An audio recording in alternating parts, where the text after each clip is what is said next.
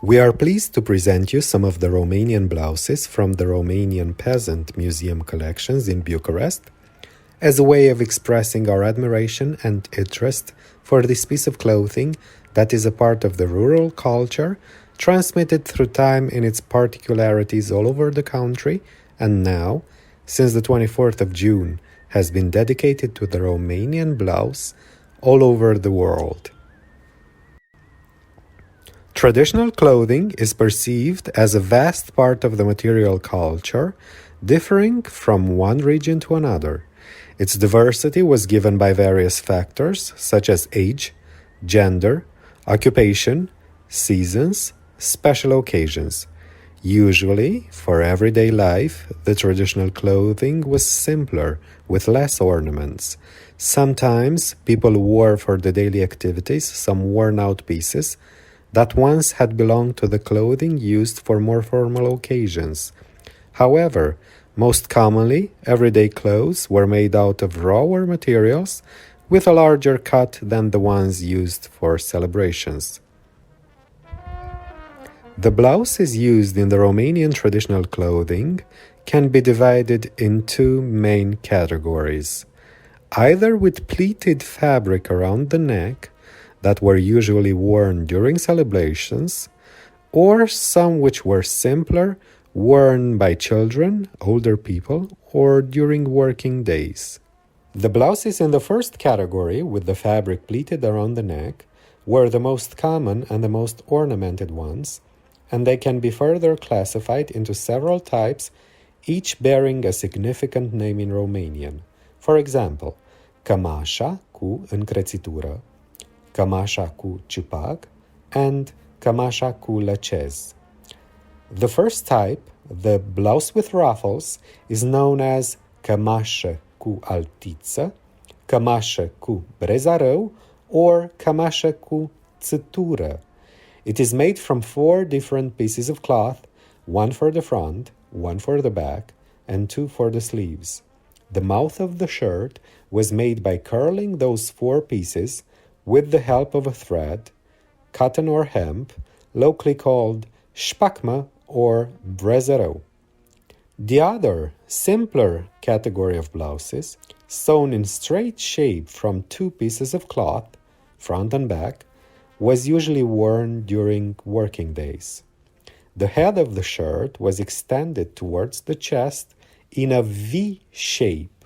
If we took a closer look at one of these shirts, we would notice that the sleeves were 20 inches wide, then they gradually extended up to 30 inches, and we would also notice 2 small square pieces of cloth placed in the areas corresponding to each armpit. Overall, these shirts were shaped similar to a trapeze. Traditionally, women had the most important preoccupation in ornamenting the blouses with rich, up-to-date, innovative knotwork and decorations. There was a real competition inside each community for coming up with the best patterns, which were pilfered or created hiddenly to prevent all other women from sewing something similar. One source of inspiration for new patterns were the mills, where women used to bring thick fabrics made of wool in order to be rendered suitable for winter clothes. For recognizing their own roles at the time of taking them back home, the women used to sew a small patch of cloth from an old blouse in one of the corners. With another identical patch, a woman would be able to reclaim her role. But many of the women would also secretly bring with them some cloth, a needle, and some thread in order to copy or steal those patterns.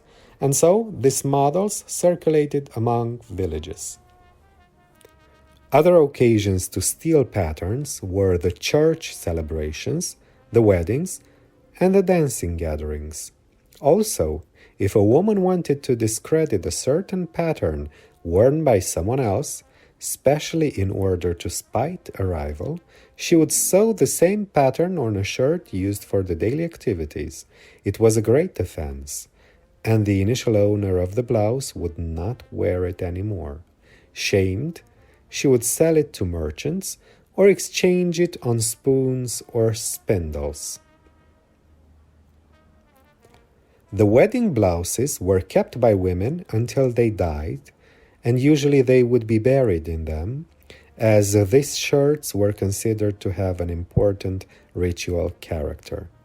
Moreover, the older women would consider the small and fine ornaments on these shirts as being conceived by the devil, thus it was not fit to wear them.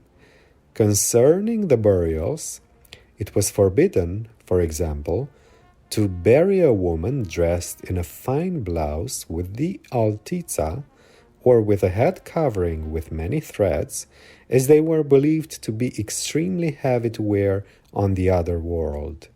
Also, they would not bury women in blouses with beads as ornaments, as people believed that the soul would have to pass through all the beads as a torment. The ornaments used for the blouses vary from one village to another, from one area to another, by means of their shape, color, the way they were made. The variety of the design, the fantasy of the woman who created it, all contribute to a harmonious composition. Ornaments can be large, abundant, but also sober and canonical, following the strict rules of a community. The blouse fits the shape of the female body. Elaborated and decorated, it is the most representative piece of clothing when it comes to ornaments. Thus, the blouses have a rhythmic succession of ornament fields, contrasting with the simplicity of the background, creating a rhythm given by the alternation of colors and ornaments.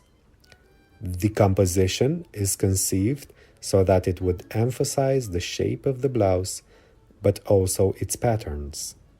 Ornaments are placed mainly on the shoulders, on the arms, and on the chest, showing a special interest in the areas that outline the silhouette. Other decorated areas are around the neck, the lower part of the sleeves, the margins of the hems, and the back. In case a blouse was to be only partly decorated, the shoulders and the front area had priority and were the first to be ornamented. The color played an important part, decoratively and artistically, marking the age of the person wearing the blouse. The blouses usually exhibited harmonious chromatics, usually as a result of contrasting colors. The decoration techniques based on mixing the colors created the impression of three-dimensional volumes, also suitably fitting the feminine silhouette. Romanian traditional blouses have been worn by all the members of the royal family. Ever since the reign of Carol I, the royal house of Romania has assumed the promotion of local traditions and crafts, also by wearing traditional clothing as a way to express their connection to the country. In a period when the national identity was just being created, in a newborn state, the kings and queens of Romania have encouraged the national art workshops who made the Romanian blouse famous at international fairs in Paris, Brussels, and New York. At the end of the 19th century and beginning of the 20th century, Elizabeth, Queen of Romania, amazed by the beauty of the Romanian blouse, embraced it and asked her companions to wear it at different official occasions, thus determining a major momentum for the traditional blouse, making it socially attractive. Humane societies such as Concordia and Furnica By assisting a wide range of struggling Romanian women, either disabled, widowed, or unemployed, to get work in order to support their families, had an important contribution in developing the embroideries and promoting the Romanian blouse in aristocratic circles. Later on, the main figure of the royal family that converted the Romanian traditional blouse in a symbol of identity and national pride was Queen Mary, also known as Mary of Edinburgh, wife of King Ferdinand. Beloved by the Romanian people for all her political, social, and philanthropical activities, especially during the extremely difficult times of the First World War, she could be often seen wearing traditional blouses. Many of the images that we can still see today show her dressed in the richly ornamented clothing that she had discovered by traveling through the countryside.